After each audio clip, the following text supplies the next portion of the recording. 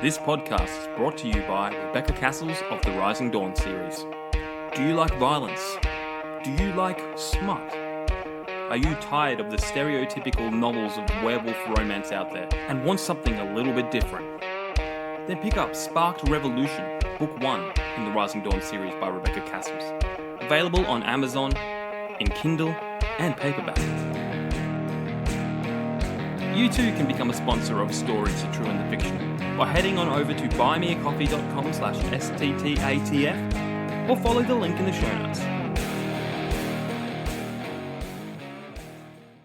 Hello guys and welcome to another episode of Stories, The True and the Fictional. We have a awesome guest coming up. The first time we're having a children's author on.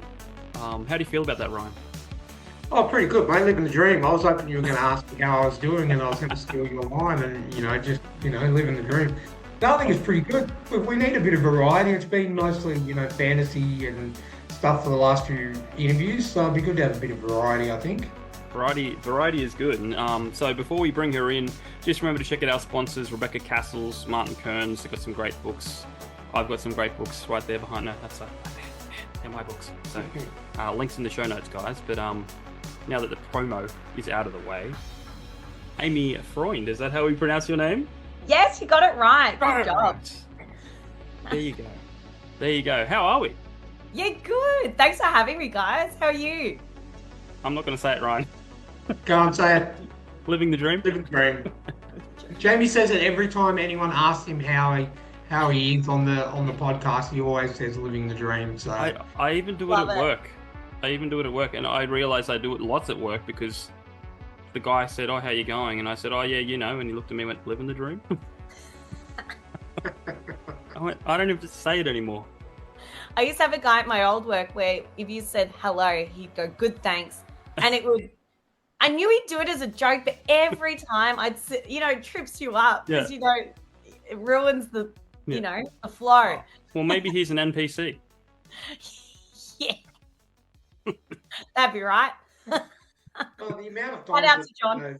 The amount of times that people, in you serving you food and stuff like that, and they enjoy, and I've accidentally said, "Oh, you too," They're just at work and slaving, and they probably I work nights, as Ryan would know. So I knocked up at 11 o'clock last night and because it was still 30 degrees. I got a cheeky McFlurry on the way home. Yeah. And then the girl behind the counter was like, "Have a good day." And we're going it's night, but sure. It's nighttime, but that's fine. It's programmed into their responses at McDonald's. Yeah. They're just so used to saying it, they just say it.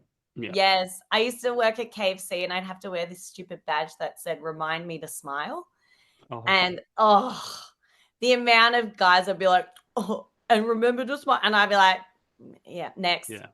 Move. I think, and correct me if I'm wrong, you might know this, Ryan. There was a place, I don't know if it was China or Japan or somewhere, where there was a McDonald's where it says your meal's free if we don't smile or something. Well, it was something like that. It was, I'd have to verify it, but I'm pretty sure. The pressure. And that would just drive you insane. You could just see them smiling constantly, but the sweat's running down their heads. And it's that'd be good promotion for that new horror movie, Smile. They just constantly go to Macca's in China or Japan. There you go. That's it. Before we get too far ahead, the dream. Before we get too far ahead, because this happened on our last interview.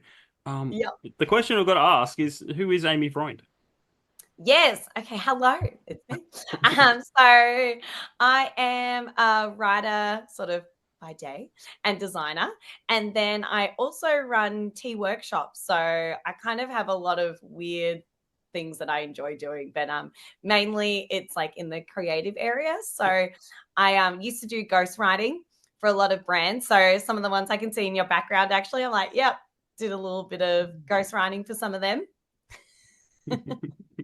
And then, and then I sort of decided that I really wanted to do my own thing and kind of get my name out there. So started to write, pitched it around, took a hot minute, as it does in books. And then, so now that's where I'm going. And then I also work as a designer at a show bag company. So that's my other side of my life. So coolest profession ever. I'm just it's a lot of fun. So, and I design the toys in the crane machines, which is also good fun.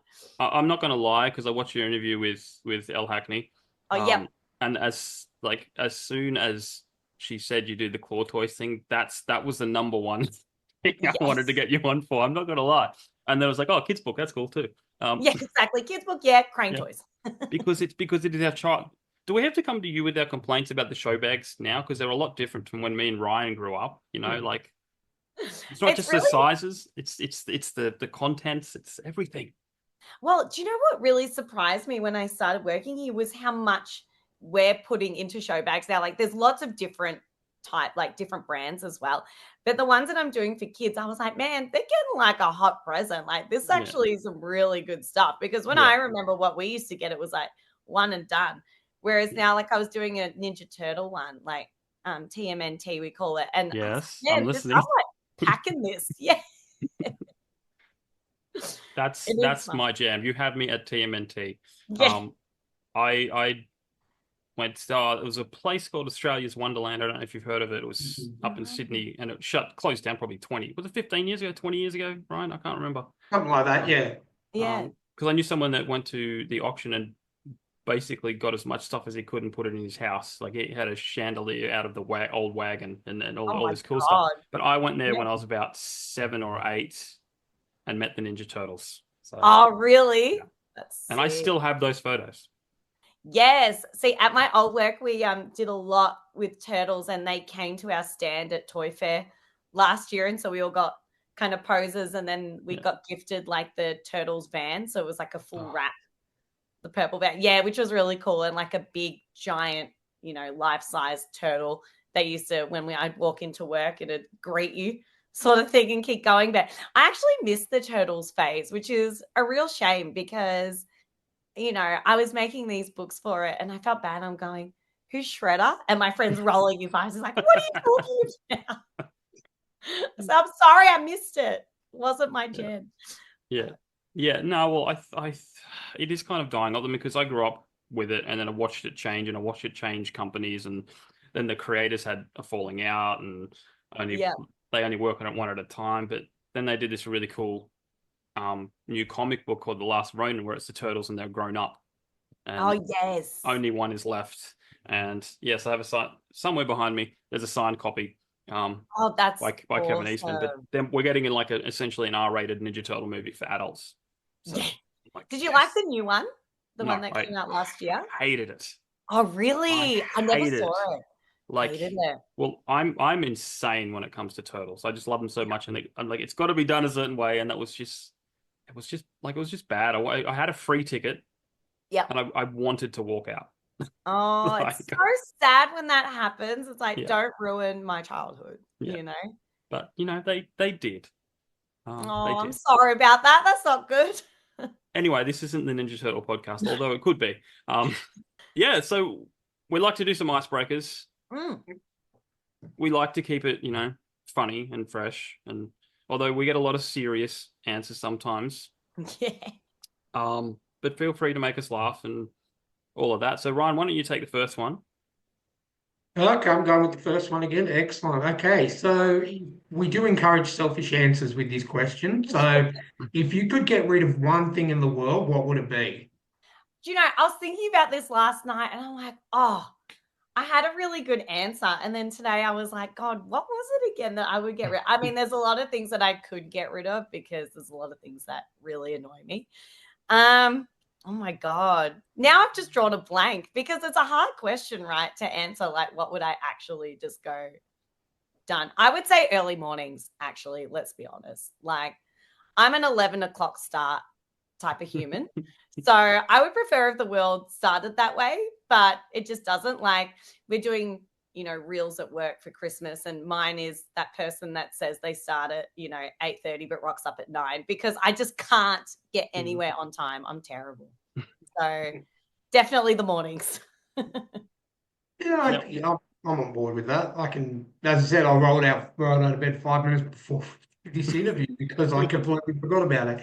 So I'm okay with that. I mean, it's still, See, I used to, before I went to hospital, I used to be an early morning person. I used to be up at 6 and, I would, start work at 9, but I'd be up at 6. I do a bit of gaming before work and then, Yeah. if I go. But now that I'm not working at the moment, I stay up later, so I don't go to Yes. bed till 12:30, 1 o'clock, because I stay up gaming or I stay up watching things or whatever.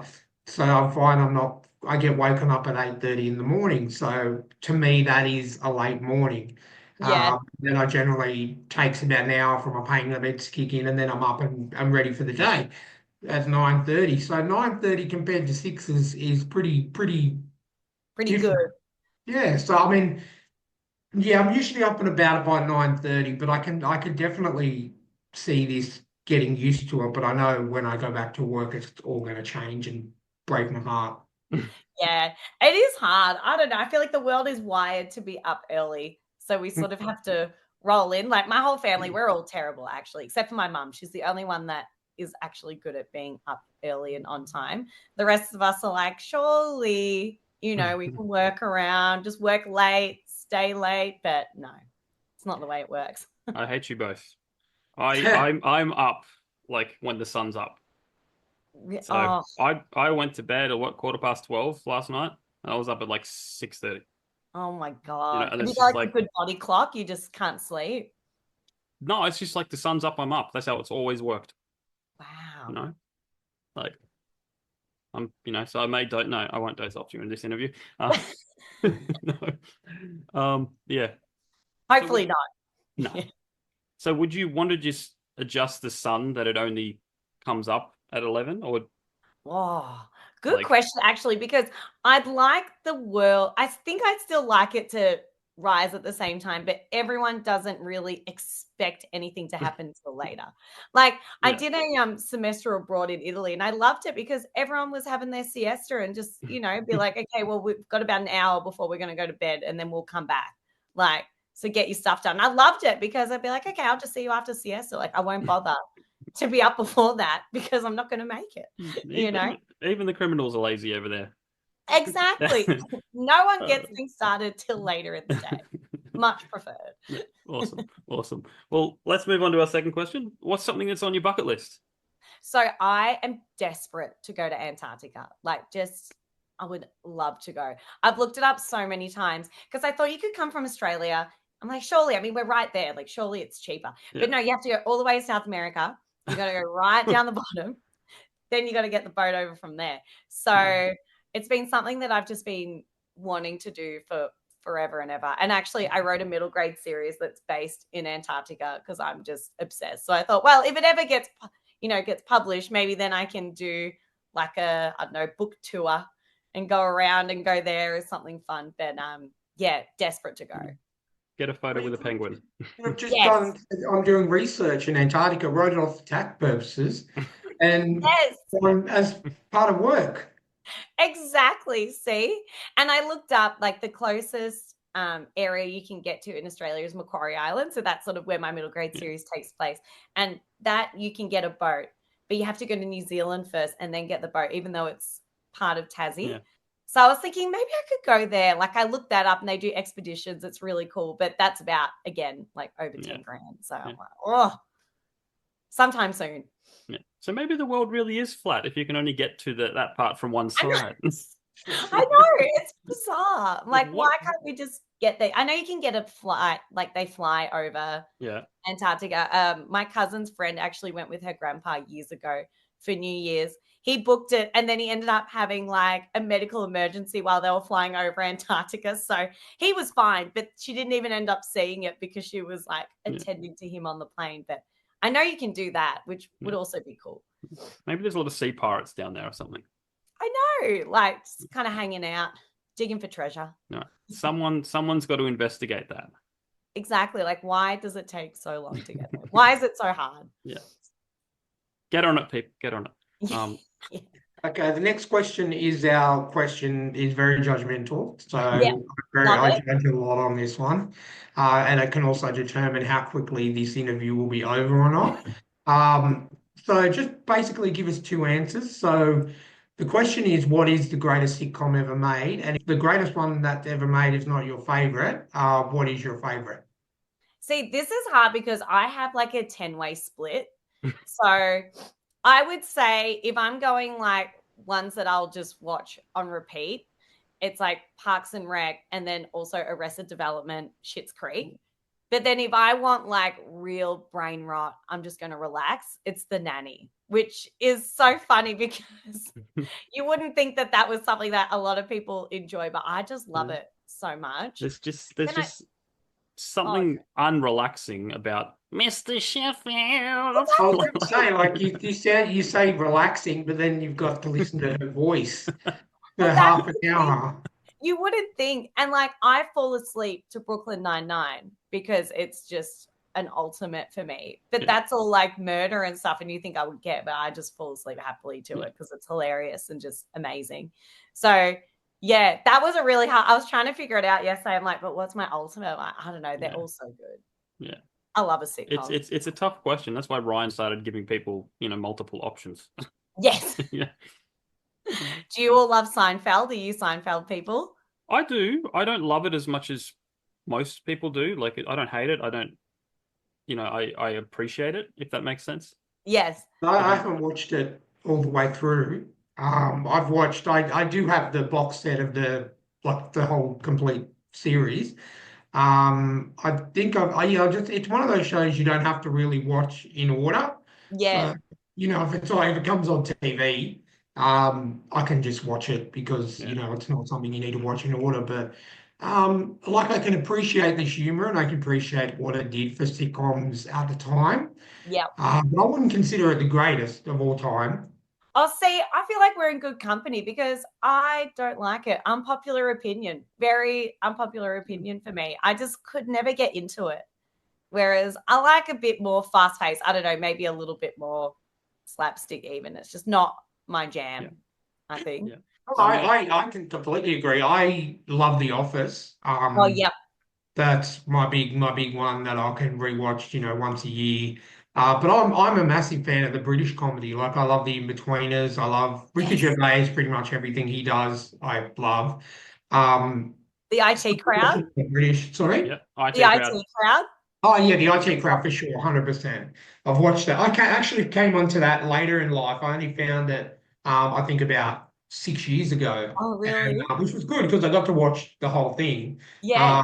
But I rewatch that every year, and that's a good thing about the UK shows. They're only 6 episodes a season, and they generally only do like 2 or 3 seasons of a show. So I think the IT crowd, we got 3 seasons and a special. 5. I think it was 5 seasons. Oh, 5, yeah, 5. One episode, which killed me because I love the IT crowd. That and like What We Do in the Shadows. If you guys have seen. Oh yeah.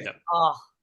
So I really like the move, like the Taika Waititi movie. Oh yeah. What We Do in the Shadows. Not a massive fan of the HBO show. I think you're one or the other. I just haven't seen enough. I haven't seen enough of it, but I'm really afraid with what Americans do with good properties because they have a track record of ruining them. Yeah. So I'm a bit hesitant to watch it because of how much I actually like the original. The original was great. You got Taika Waititi, Matt Berry. I mean, it's just. He's so good in the series. Like Matt Berry's I love him. Like I loved him since Mighty Boosh. So then when he came, and then when he was in IT Crowd, there was in this. I'm like, yes, this is just. Is he in the series? Is he? Yeah. Yeah. Oh, okay. All right. Well, that might sway me a little bit because I'm a massive. Like he was just in Fallout. I don't know if you saw the show Fallout, but he was in that as the voice of I think it's Claptrap, the robot, and you see him in it for a little bit when they do their time shifts back. How they came across and got him to be the voice of Claptrap, and I just said. That he was in it for about 20 minutes, and I said that's just not enough Matt Berry for me. And but knowing that he's in the series, I might actually jump on and watch it. Well, he's so good in it. He's like one of the main characters, but they sort of use him as the main, really. Like he's just so funny. I love it. I love it for him, really.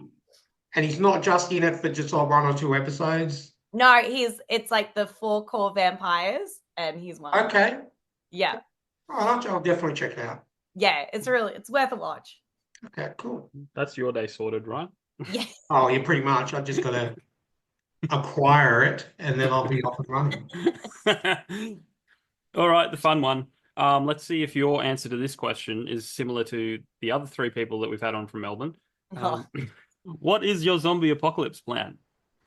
Do you know, when you showed me this, all I could think about was, have you guys seen South Park? And when Cartman really wants to go, so I'm pretty sure it's Casablanca, so he puts Butters in the hole, and then he thinks it's the apocalypse.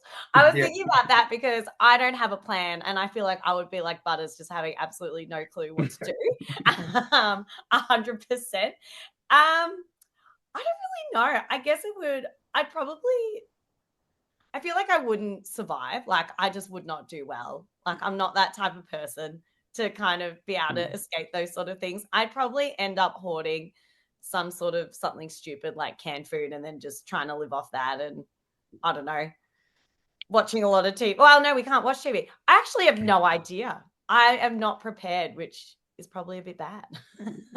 No, if you want to watch TV, you'd have to be, the olden days, VHS, DVDs, Yes. DVDs. A noise generator. Power? Does power exist? Oh, there'd be generators. That's true. Yeah. I just have to watch.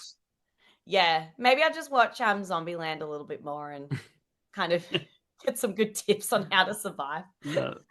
Find Woody Harrelson, you'll be right. Yeah, literally. Yeah. What's yours? Do you have a plan?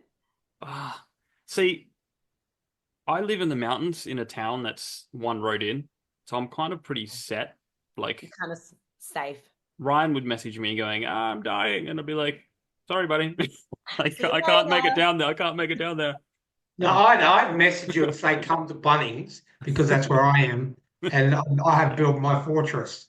Yeah. Yes. No one's getting into Bunnings. I'll just, even human or zombie, I would just be like Bill from The Last of Us and just not have any contact with anyone and just live my life and not share anything with anyone, except for close friends, maybe. Maybe I'd try and get to an island or something.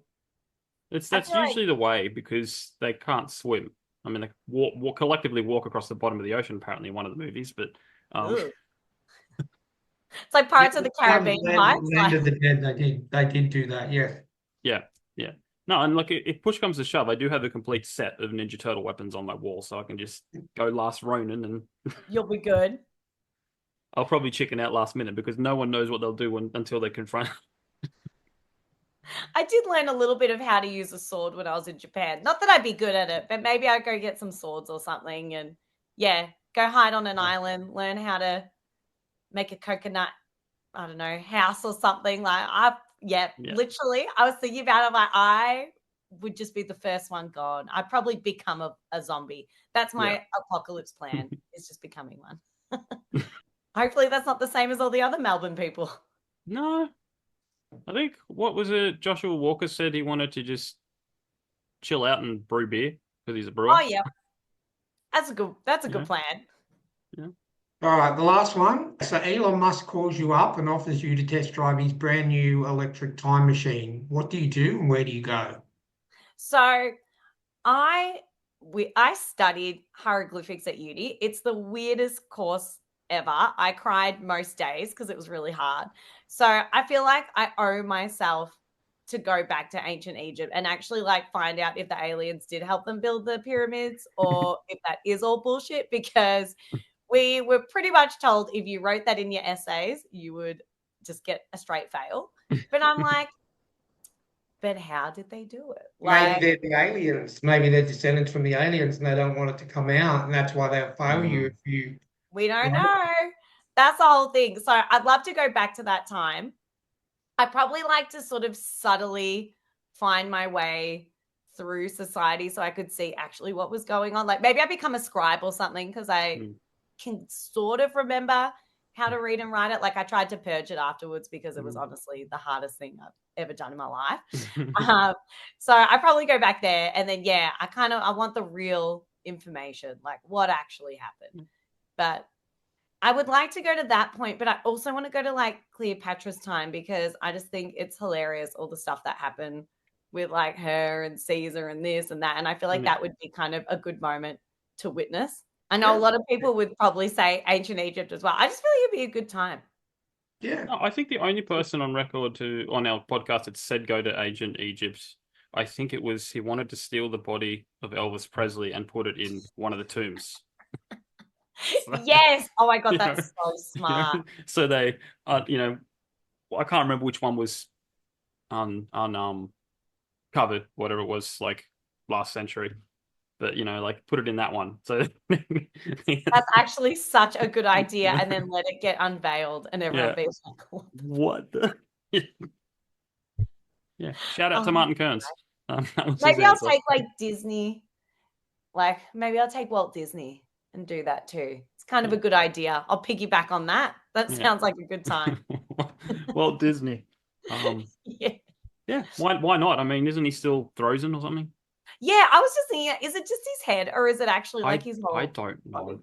Yeah, I'm gonna have to look that up. I heard. You know what? I'm gonna live it right now. Yeah. You have the power of Google. Because I was watching Daria this week. Like, I just love Daria, been rewatching it. And they were doing like the game, like what they take somewhere. And it was Walt Disney's like frozen head, blah, blah. And I'm like, is it just his head or is it his whole body? No, okay, so it's a hoax. Ah! It says, no, Walt Disney is not frozen. Damn it. Who's frozen? We'll take one of them. Elsa. No, see what I did there? Even though I hate that movie. Me too. I know. Unpopular opinion again. It's one of my least favorite Disneys. Okay. This is my most controversial statement that isn't controversial. Yeah. Tangled was superior. I was just about to say Tangled is my favorite, my ultimate. Like, I love Tangled, and that was the last one where Alan Menken was involved, like doing all the music. So good. Because Alan Menken did the music for like Beauty and the Beast, Aladdin, and all that stuff. Alan Menken is the shit. Back on sitcoms, have you watched a show called Gallivant? No. Have you got Disney Plus? Yes. You know what you're doing when this is over. Yeah, I was going to say, okay, I'm adding this to my list. It's happening. Only 18 episodes. Okay. Two seasons. But it is an more adult Disney kind of live action comedy, medieval, full of Disney songs with more adult themes and adult jokes. I love that. And Ryan's face says it all. Like, I was obsessed with that show. It's so funny.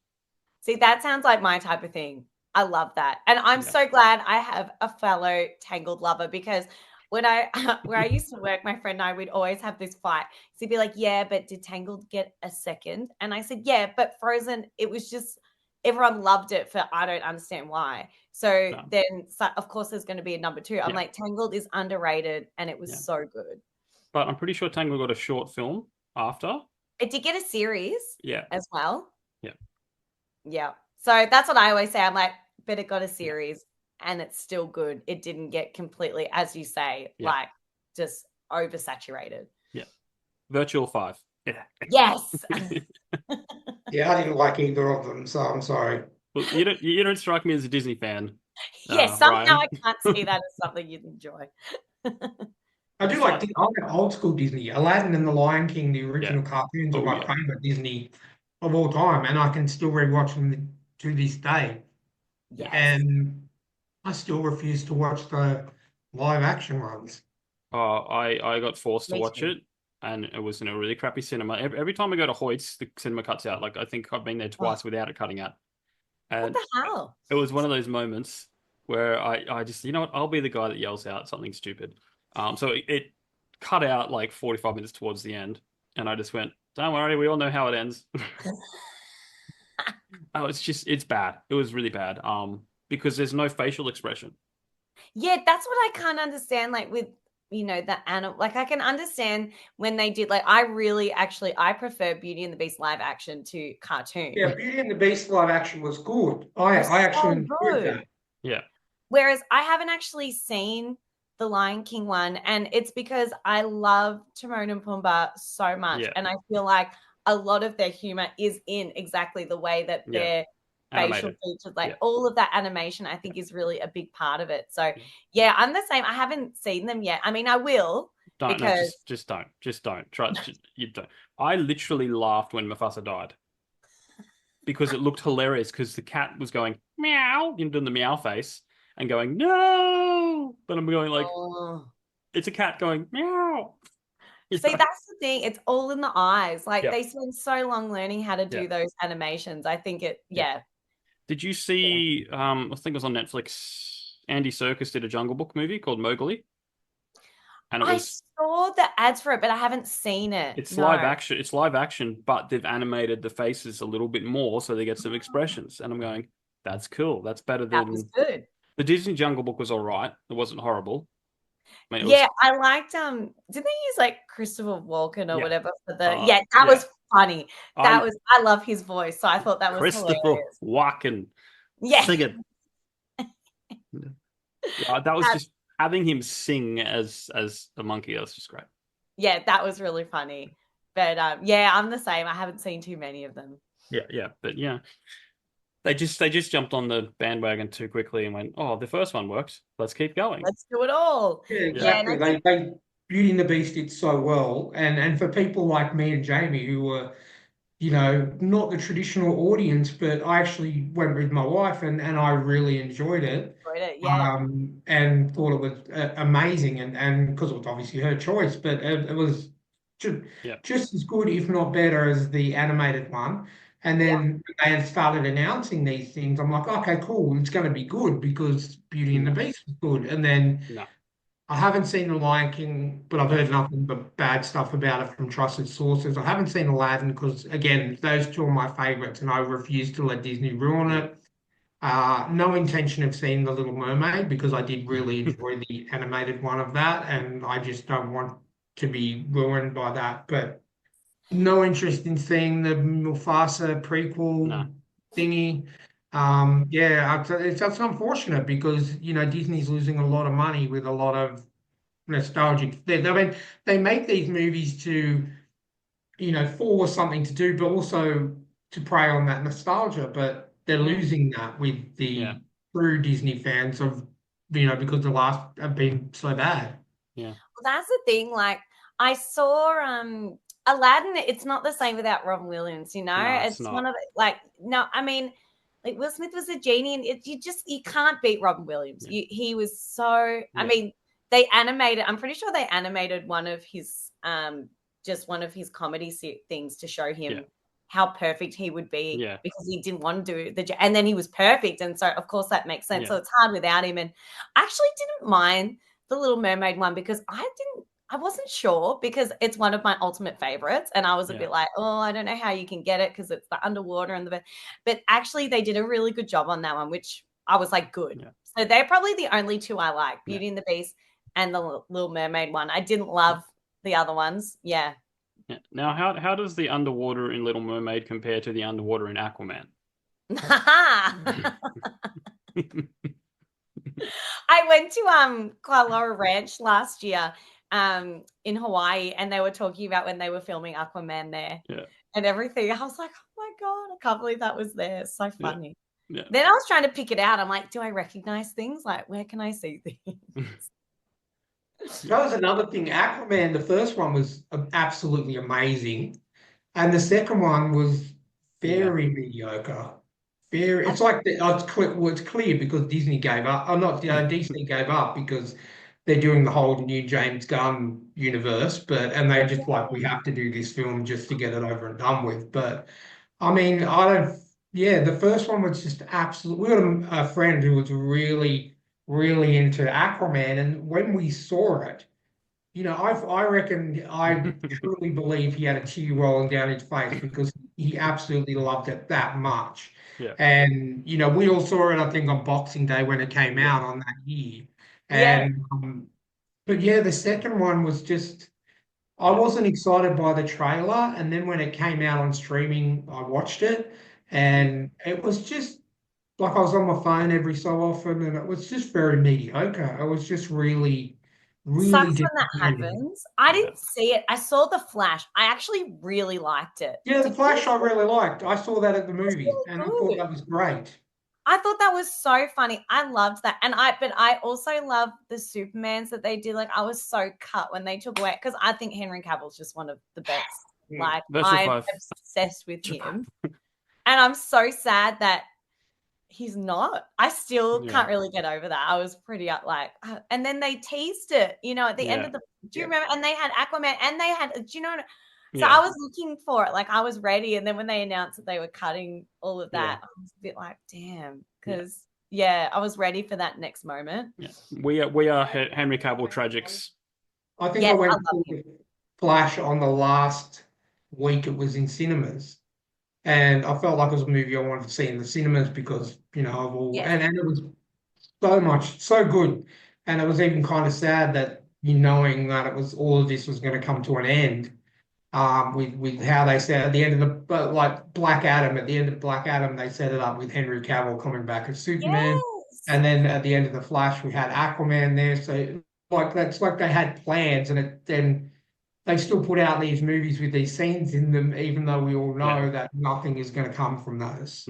Yeah, I think that was what was so hard. And then I was like, oh, surely there's a way that, and then it just became more and more like a no. But if you guys like Henry Cavill, do you like the Sherlock, Enola Holmes movies? I haven't seen them. I liked the first one, wasn't entirely a fan of the second. Yeah, I loved the first one. I thought it was a really good sort of addition, because I actually really like the Robert Downey Jr. Sherlock Holmes movies. Oh, yeah. Do you hear they're doing a third? Right. They're doing a third? Do you know they're doing a third one? Yep. Oh, I love them. Yeah, they were great. I thought they were great. I watch them if I just want, because my guilty pleasure is action, crappy 80s action movies. Yeah. But also things like that. So I was sick maybe 2 months ago, and I rewatched. I'm like, oh, still iconic, still love them. But no, I thought it was a really good addition to that. And then the second one, it didn't have maybe the magic of the first. No. Yeah. I still thought it was I was like, okay, I'm still happy. I'm still watching this and enjoying it. But the first one was just so good. Yeah. Yeah. No, we on it, because we do 2 episodes. We do a interview episode, and then we do one where we just talk nonsense. And on the one where we talk nonsense, there is a segment called Appreciating Cavill. So it's just, we love Henry Cavill. I love it. So good. He's great. Anyway, that's the very longest icebreakers we've ever done. Sorry about that. I think at this stage you're probably going to beat Martin Kearns with our longest running episode. No. It just shows that it's a good episode. That's all. We got a lot to talk about. This podcast is brought to you by Martin Kearns and the Valor of Valhalla series. In the battle between 2 ancient evils, can one naive young man become the last hope against powerful creatures of legend? Beneath the Veil is the gripping first book in the Valor of Valhalla dark urban fantasy series. If you like reluctant heroes, infernal myths, and bloody epic clashes, then you'll love Martin Kearns' formidable foray into the unknown. So head on over to readkearns.com and grab yourself a copy of Beneath the Veil today.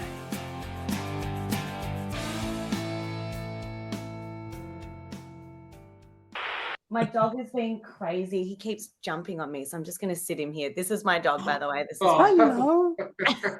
What's your name? His name is Roman, and he has been jumping on me ever since we spoke about Tangled. He must have heard me get very excited. So I'm just going to have to sit him here to shut him up for 5 minutes. We're animal lovers. I'm missing my 2 cats at the moment that I haven't seen for about 5 months. So any animals are greatly appreciated. Yeah. Oh, no, he's a mini foxy, but he's a bit of a sook. So he's like a forever child. Aren't you right? And he has an overbite, so he was cheap. Where's his he's got a little buck teeth. Can you see your little buck teeth? And he chipped one on a rock because he likes to eat rocks. He's one of those. He's like the dog from the meme, the dog with the overbite. Yes, you like that. I wanted to call him Sid the Sloth, like Sid after Sid the Sloth, but it got a no. So he's Roman, which is still good because he's our Roman Empire. So there you go. Awesome. Well, look, before we dive into all things about your book, let's get the claw stuff out of the way because Yes. do you have inside information? Are they rigged? Are the claw machines rigged? Do you know, I actually still don't know this information because I'm in the sort of creative side. Yeah. And what happens is once we make the plush, it goes to the sales and then they send it so then they can actually see if it'll work in the machines, because some you literally can't grab or some, So I actually still don't know. It's still something I think about all the time. I'm like, I wonder, is it just that I have bad skill or is there something else going on? Yeah. But well, I to this date, I only know one person that has ever won something. Yeah, see, a girl at work, she is like a claw genius. She's on the creative side and she came to work with all these cute bag clips. I was like, where did you get them all? She went, oh, I went like last night to Million Life or one, the pink. Yeah. Everything's pink. And she's like, yeah, and I was just looking and, I kind of picked the ones and she won all these toys. I was like, how? I've never won a toy on a claw machine. But there must be some claw society or something how they do it. And because I used to win a lot of the chocolates, the chocolate grab. That was quite a good one. I feel like you could get some lollies on that. But an actual toy I'm shocking at. Still haven't won. We us winners, we can't talk about claw society. You'll have to cut that out of the this one's secrecy. I've won quite a few things. I remember the first time I took my wife to Tea Gardens, which is where my dad lives. We went to the pub for lunch and there was a claw machine. There was a Batman plushie in there. And Batman is my thing. I'm a massive Batman fan. So Me too. I love Batman. I'm going to get this. And I got it first go. I literally just went bang, bang, bang. Okay, picked it up. And then there's a photo of my wife holding it up, and I got it first go. And there was one near where we used to live at the shopping centre. And every time we go past it, Steph would be like, oh, I want this. And I'd be like, okay. And within 2 or 3 goes, I'd have it. So, oh my God. I don't know what it is. Maybe it's, well, you can't say it's a video game. It's because me and Jamie are both massive gamers and it's the coordination and everything like that. And I don't know. It's just, maybe it's like the little math equation template goes off in my head and I calculate the right angle and I don't know. That would make sense because I'm terrible at maths. So that's probably why. Because honestly, I just don't. Yeah, I've never been able to do it right. And I still wonder, I want to know, like maybe I should ask the question. I've never asked the question. It's like you almost don't want to know. So Ryan, come clean. Seriously. What's the trick? Come on. Tell us. Come on. It's just us. I've turned the recording off. I've turned the recording off. Okay, cool. That's okay. How you do it is, no, I'm not, honestly, I don't know. I just literally, go, it's like I go into a trance kind of thing and I can just go, okay, she wants that one, I'm going to get that one. I want this one, I'm going to get that one. And as I said, not every time is it first go, but it's within 2 to 3 goes max. I never spend more than like $2 or $3 on one of these machines. It just happens. Like I sort of look at both sides before I do it. I stand on the left or right side of the machine, whichever is open, and then I'll stand front on and go, okay, this is roughly where I need to get it to, and then go from there. But there's no trick to it, to be honest with you. It's just luck. Do you have any missing memories from when you were a child? I do actually, yeah, quite a few, yeah. Now, before you went missing, did you try to do claw machines? And then when you came back, did you have the ability suddenly to suddenly do a claw machine? Actually, yeah, that's true. I could never do claw machines when I was a child, but then there's a gap between 8 and 12, and then suddenly I could come back and do these claw machines. I don't know, maybe it's just coincidence. Did you attend a special school at some point where the let's just say the headmaster or the founder of the school was a clean-shaven man in a wheelchair that was primarily yellow? As I said, what happened to Claw Society stays at Claw Society. All right, okay. I will press it. I'm getting triggered. I'm getting flashback memories right now as we speak. So I want to finish this podcast before I go into a mental breakdown. That's all. Before you get taken. So tell us, Amy, how did you get into designing the toys for the said claw machines? It's kind of funny. I sort of fell into it a little bit. So I was working as an editor before I sort of got into toys. And I used to just help doing some of the design, just of like the branded stuff. And then my last job, they sort of asked me to come on and start making books for them. And that was in a toy company. So I kind of started to do that and then sort of dip my toe in different designs and do a bit of freelance. And then that's when I started to freelance with Benson's. And then over time, I moved there at the start of this year and started actually just designing the plush. And it really just came from like, we had a few things that we needed to get done quite quickly. And I was like, yeah, like I'll give it a crack, see how I go. And then it kind of happened. And then it was like, oh, great. Like, do you want to be the plush person? I was like, yeah, that sounds like great fun. I'll be the plush person. So I kind of just sort of jumped into it and sort of fell into it a little bit, I guess, with doing these designs. And a lot of our toys, they kind of go to all different areas, a lot of amusement because we're mainly amusement space. So the games at the shows, but then also a big part of the distribution is in, the cranes. So some of the cranes actually now have exclusive toys where you can only get them in those machines, which is pretty cool. Wow. So I kind of don't find that out until I've designed the range and then it gets purchased. It's like, yep, so this is going exclusively, which is kind of cool. So it kind of happens sort of that way. But it's been really fun. Like I love all branded stuff. Like when I was an editor, I worked on the branded side, which was all of your pop culture books and things like that. And so going into toys kind of felt like a natural direction because I already knew a lot of the licenses. I already knew how they worked and everything like that. So a new one I've been doing really since I started here was Sanrio. So that's like your Hello Kitties, your Cinema Rolls, like that. Gudetama, that universe. And that's just gone crazy this year in Australia. I don't know if you've noticed the absolute like trajectory of Sanrio, but it was sort of something where we had like a baseline of interest, I guess, in Hello Kitty. And then this year it's just gone nuts. Like it's everywhere. And I can't make enough stuff because the demand is just huge there. So I think a lot of I think it is really getting those kind of vending machine areas as well. Like I know Japan has a lot of those and we're sort of following that trend more and more now where we're getting those dedicated spaces. So that's where I think the demand's building. So then we're making more and that's kind of the way it's gone. Do you have free range to design what you want or do you get given specific themes or? Yeah, so we've got licenses that we have the ability to create for.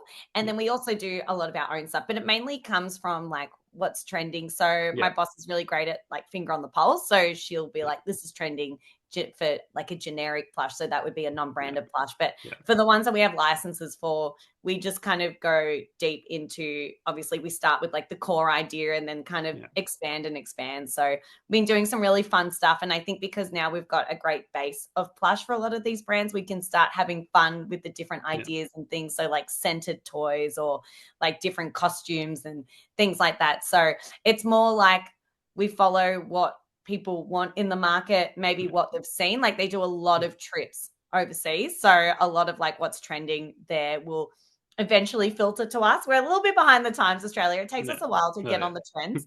So kind of what's doing really well, maybe in the last year will sort of come up in the next year or two in our market. Yeah. We are pretty slow in Australia. Yeah. We're always slow to pick up the trends. That's even like the capybaras. Like I saw this trending maybe 2-3 years ago and I thought this is going to become a thing. Like it needs to happen. And then it sort of exploded over the last year and a bit. It's so funny like that. You can kind of see it coming from a while away. So is that why you decided to write a book on that? Like you saw in advance, oh, this is going to get popular and then went, aha!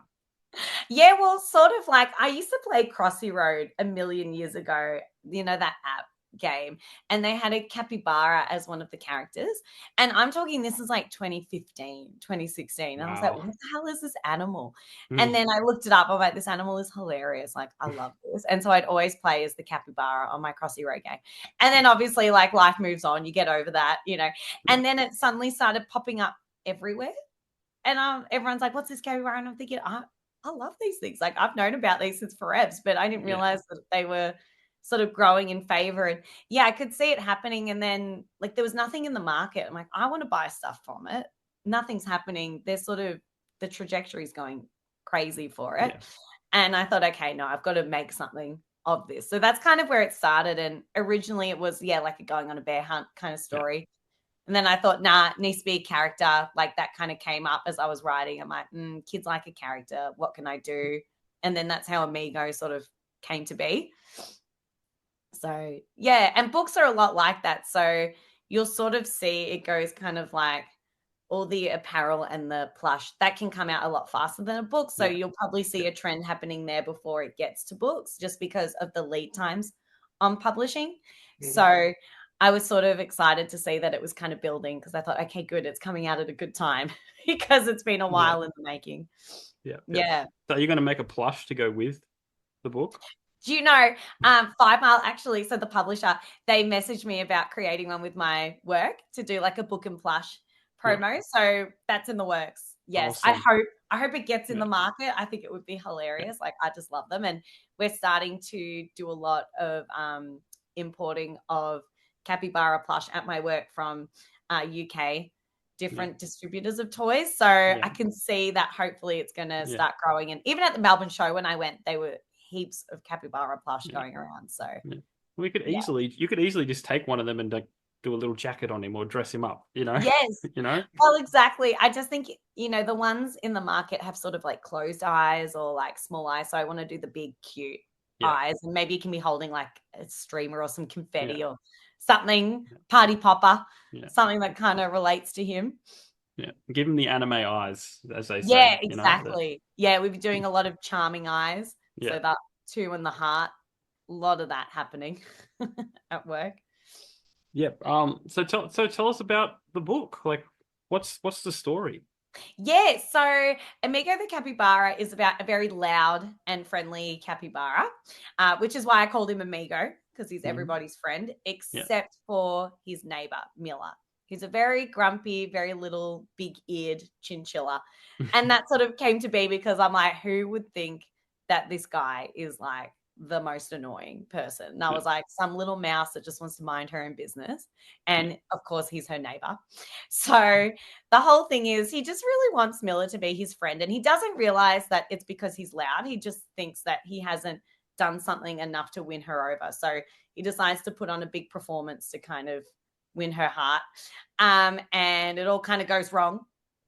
And then when it goes wrong, we realize that Miller is a bit of a troll and she loves it. And then he's like, oh, I can't believe now we're friends. And she's like, I've always liked you. Just keep it down. So the story is a little bit about compromise, a bit about friendship, and sort of how opposites can still attract in a friendship scenario. Yeah. So it's just an easy read, something that you can, it's rhyming, something you can read at bedtime. I don't have any really, it's not like a themed book, so it's not going to sort of shove that down your throat. It's more just like a fun story of friendship and kind of compromise. Sounds like the perfect kids book. Yeah, it was really fun to write, actually. And like, it was a nice sort of swap away to be able to have full creative freedom on it, because I do work in brands, and I always did when I wrote as well, when I was doing ghostwriting. You've got parameters that you follow, and that is fun because you have like a brief to creatively fill. But in this one, it was like I could just do what I wanted. So that was really fun, very freeing. Yeah, no, I saw a video. You got it in Big W. Yes, it's a Big Dubs, which was very exciting, and it was in the Scholastic catalog, which was probably like my life goal. I never expected a book of mine would be there, so that was really cool to see. So it's been really fun to kind of go and see it actually in the shops, and someone that came to the book launch on the weekend actually found it online, which was really nice because normally you fill it with your family and your friends, and had someone that didn't know me, so that was a really nice moment. Yeah. No, I get a little bit of that with my boy. I wrote a book. It's not a kids book. It's like 8 to 12. It's about the Emu War. Oh, nice. And I get a lot of emails from people in America who either one asks permission to use excerpts for whatever reason. Yeah. Others asking me if there's a study guide. Oh wow, that's amazing. Americans love it, but Australians are quite embarrassed about it because I don't know if you know about the Emu War. Where we declared war on 20,000 emus and lost. True story. I'm looking this up. That's hilarious. Yeah, look it up, check it out, because it is hilarious. I talk about it all the time, but Australia, I think our government is very embarrassed by it because it was an official war. That is so funny. Like the people that served got medals for serving in the war, you know. You are joking. Oh, that is amazing. No. Have you interviewed someone? Have you met anyone, or is it a really long time ago? Is it no, well, it was 1932. Okay, so maybe not. No, and I don't think they'd want to be interviewed. No, I don't know why this struck me as something that happened in like the 70s, but I was thinking, I'm like, maybe this is like no, it was 1932, and they went out there with machine guns and fired them into a flock of 6-foot birds. You're never going to win. That'd be like on a cassowary. Like, just let them live. Like, don't fight it. Yeah, only cassowaries will kill people. That's They will rip you to shreds. No, but the only thing that they are scared about, I found while researching all my stuff, pigs. The biggest threat to wild pigs are the biggest threat to cassowaries. Really? Yeah, up in Queensland. That is so funny. Random. Anyway, that was a random tangent.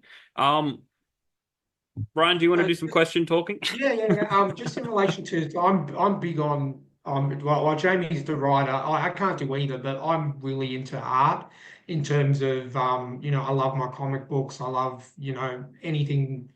I want my house to be covered in nothing but just amazing art. So obviously we don't really get to talk about that much with our normal guests because it's just mainly cover art. But obviously your book being a children's book, there's a lot more art involved. So do you have a particular artist that you use and are going to stick with for any future projects, or how did you go about finding the artist to bring Amigo, the capybara, to life?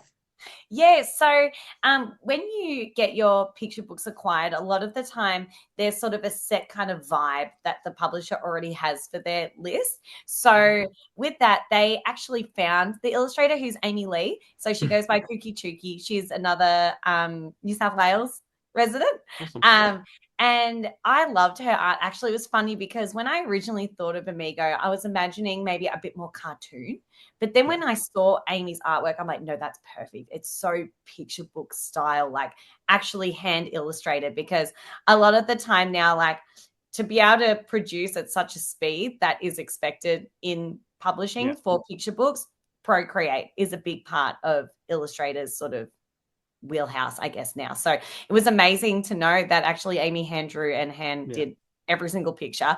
And that sort of happens, once it's acquired, you can sort of, as an author, say, this is my idea, but really it's up to the publisher. And you kind of just got to trust that they know what the market needs and wants in terms of illustrations. And so, they found Amy, showed me. I was like, oh my God, amazing. Like, yes, she'd already drawn a capybara on her Instagram. And so it was kind of like perfect, which was really great. And so, she went along and did all of them, which is great, because a lot of the time in picture books, like, yes, the writing is important, but the kids are only really interested in the illustrations. Like, they're what they're looking at. They can't read the books. They're going to be flipping the pages based on that look. And also you're buying it based on the illustration style. So it is one of, if not the most important part of a picture book too. So she was given the manuscript, and then I don't even know if I had some. I think I had like a couple of notes on some pages. I was like, this is my idea. Like the end, I said, oh, I'd love it to look like a silent disco, like to be a silent disco, because that's sort of how they compromise in the end. That was like my one thing that I sort of had. And I had some like vibes, but not really an idea of the illustration. So Amy came back and had all of it drawn out, just sketched against the text.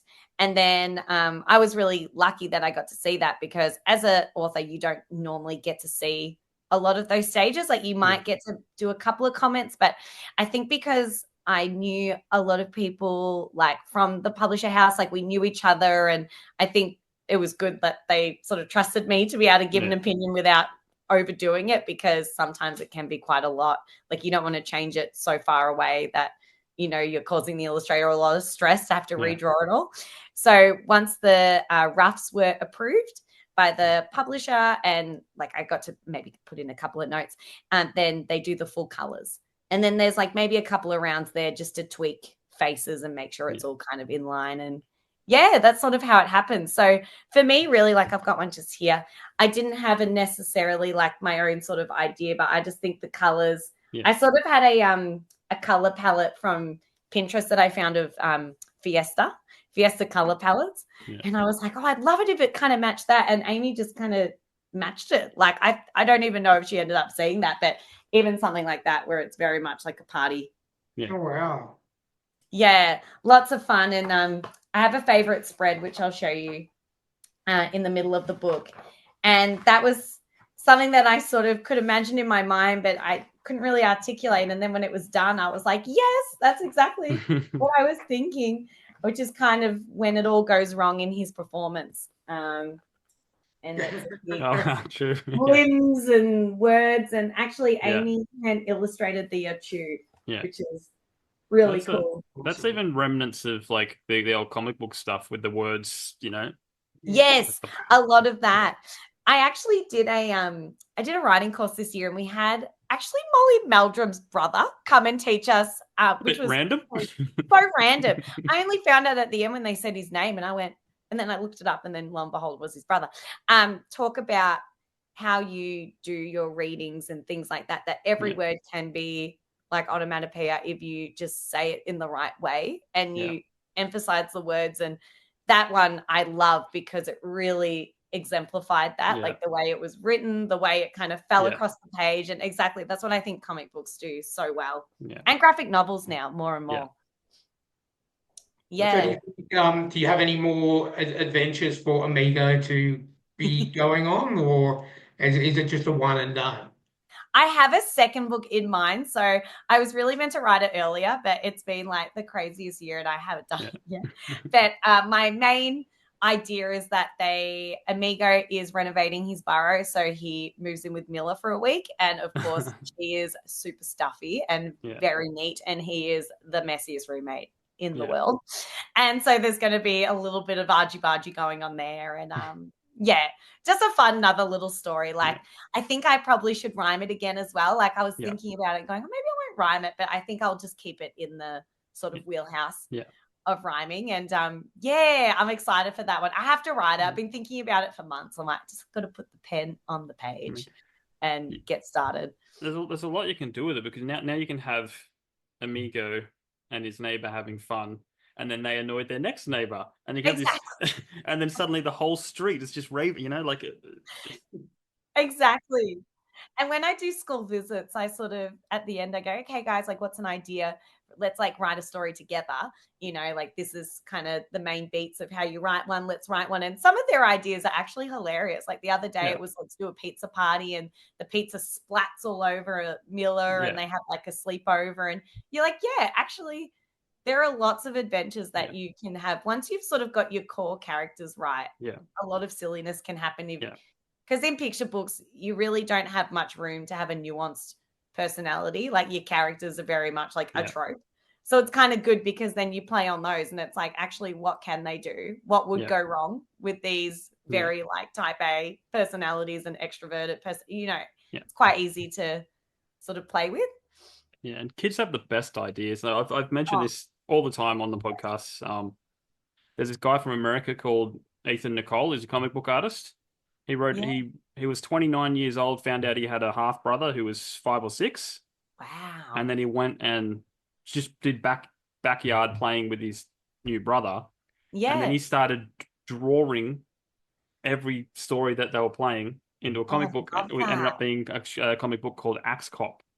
Oh, cool! And it is the most. It's clips on YouTube because it became a TV series with Nick Offerman. Ron Swanson. Oh my god! Did the voice, amazing. So it just exploded. But it's once you know that it's written by a 5-6-year-old, it's the funniest show. Like it makes no sense, but it makes sense at the same time. Yes, that's what's so amazing, and I think it's because they allow their imagination to go.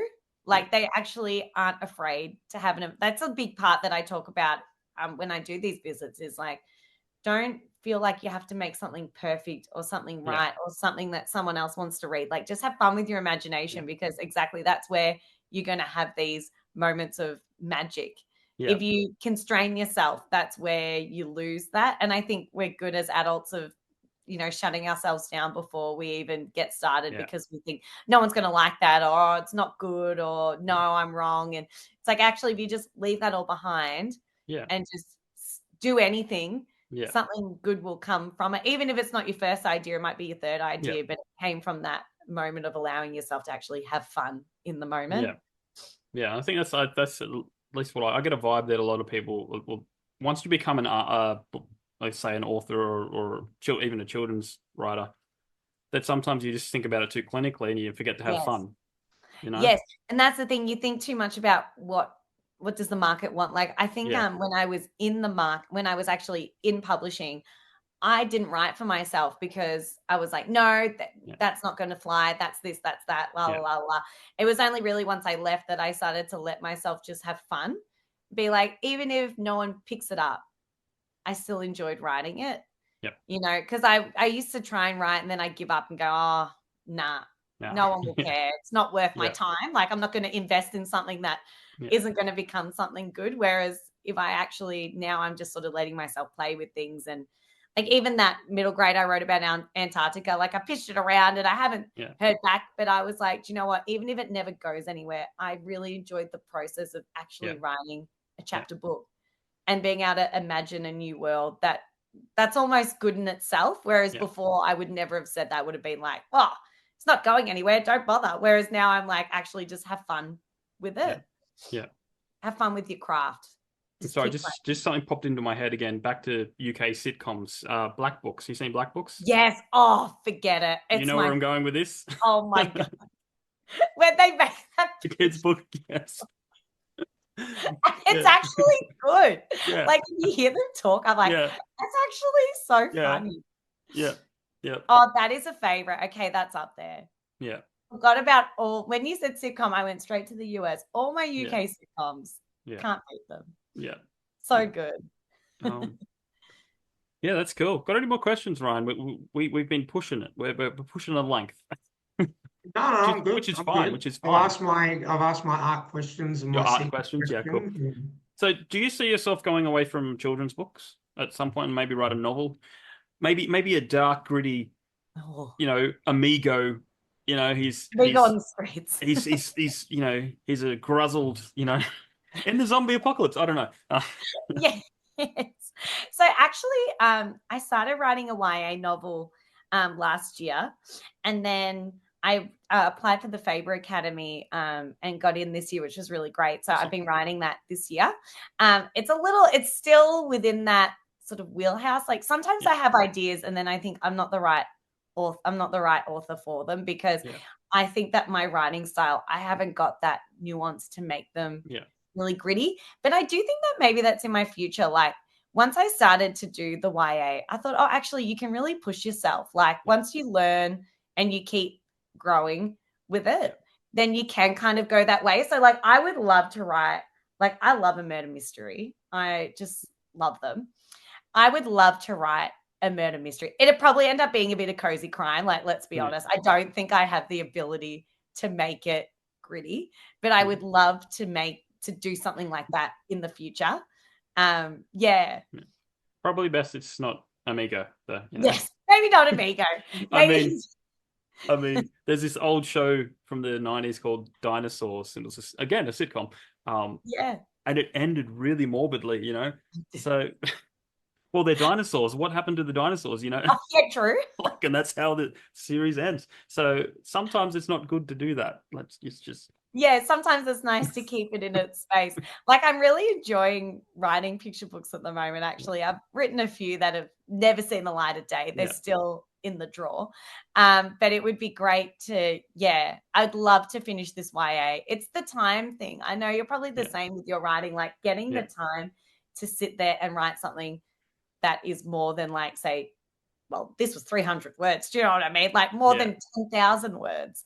It's such a effort and you want to perfect it. I'm a real perfectionist with it. So this YA, I've been in a course that literally pushes you to write all year and I've probably written like 20,000 words of like 80. Do you know what I mean? Like it's one of those things.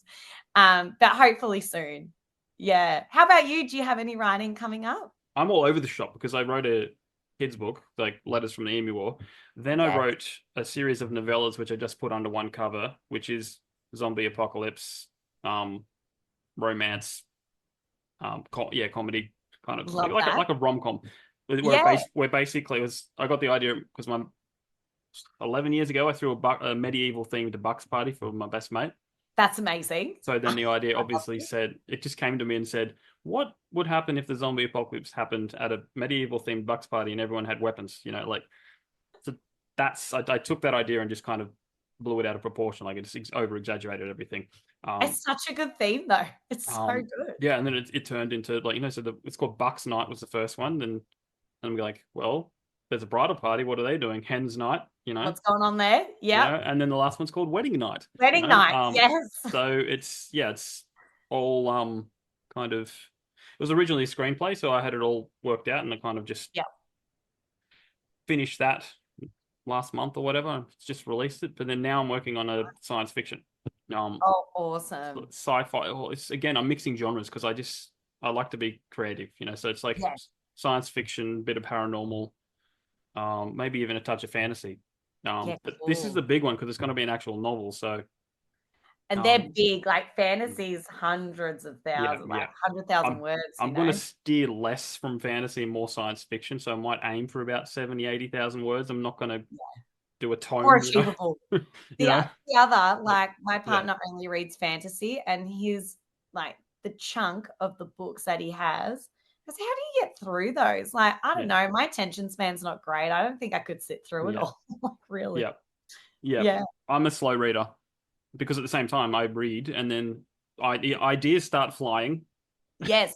And I love a whole read to write because you're learning nuance of language and like people that have written, then they're reading and write. So, it's like you're growing with it. I think it's really important. Yeah.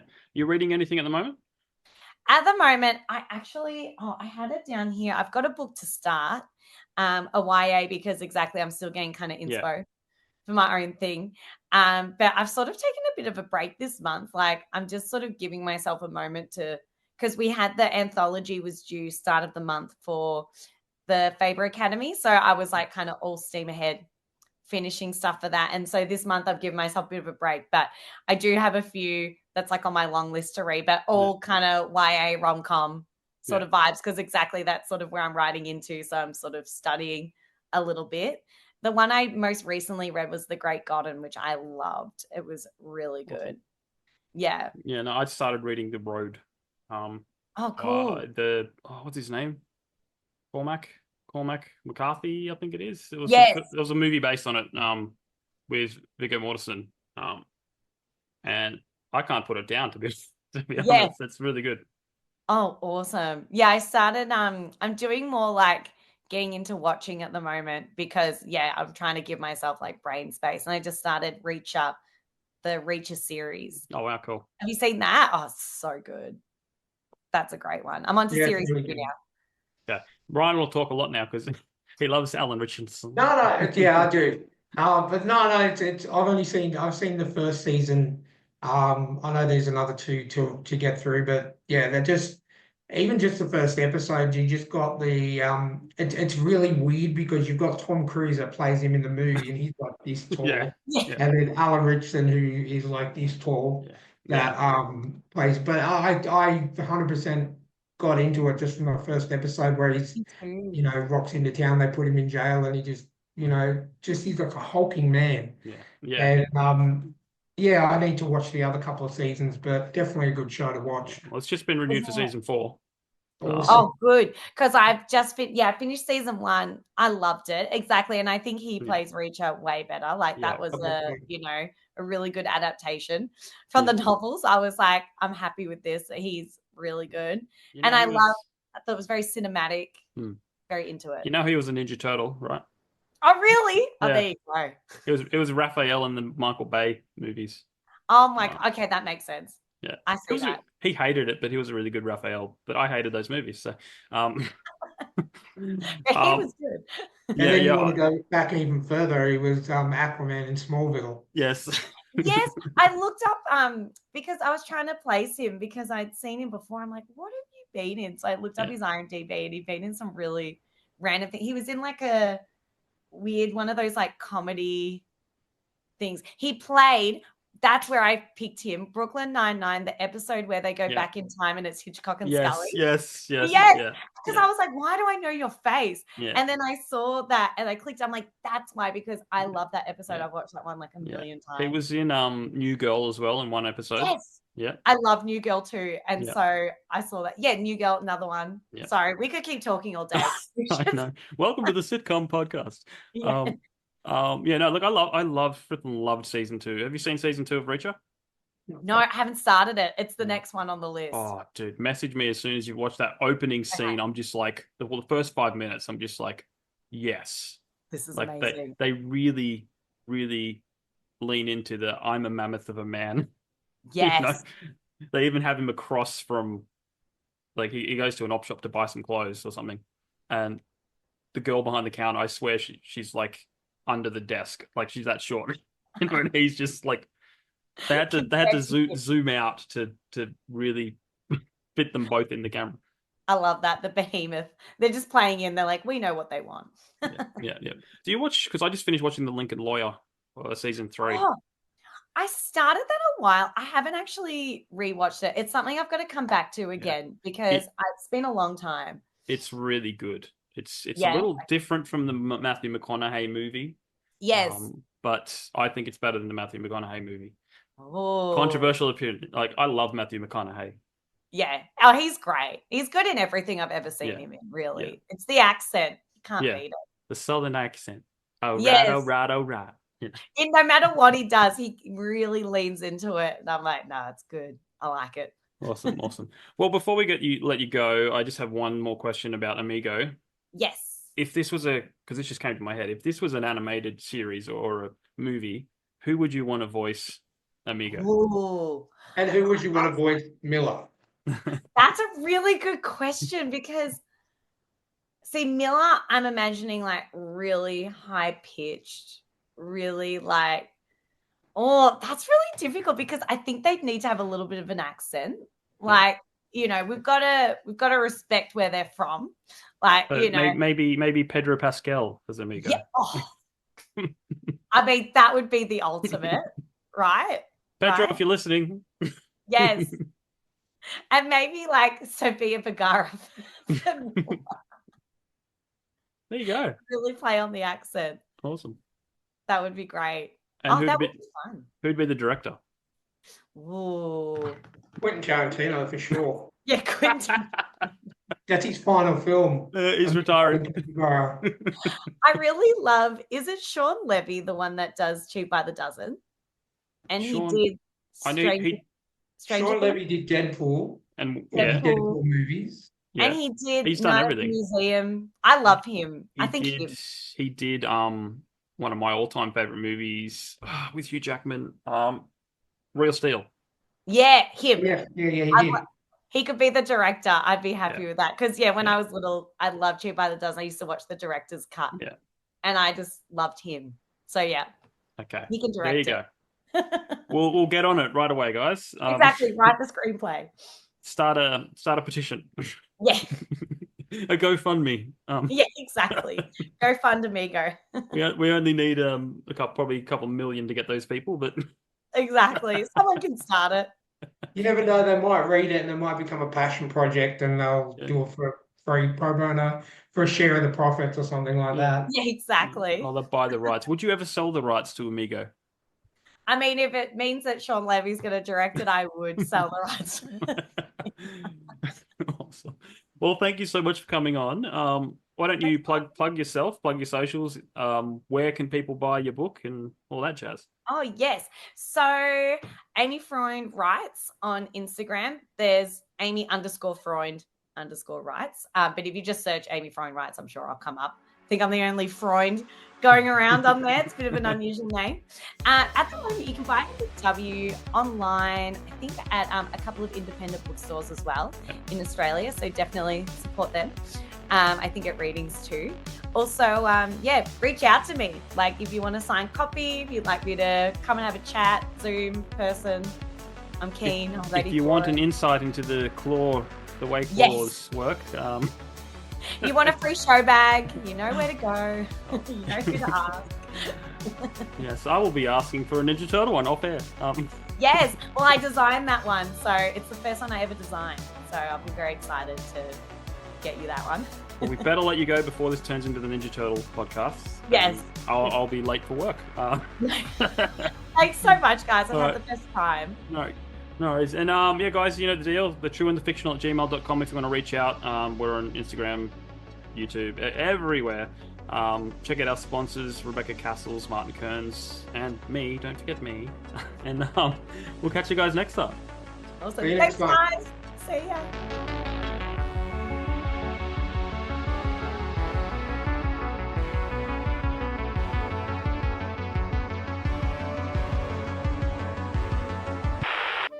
In 1932, the Australian Army declared war on 20,000 emus and lost. It's a part of Australian history that not many know about. Maybe that's because history is written by those who win. So if you want to hear the full story of the Great Emu War of 1932, then check out my book, Letters from the Emu War. Read letters, newspaper articles, and journal entries. With every turn of the page, you will gain a deeper understanding of the life and times of emus at war. So head on over to jabryden.com and grab a signed copy today.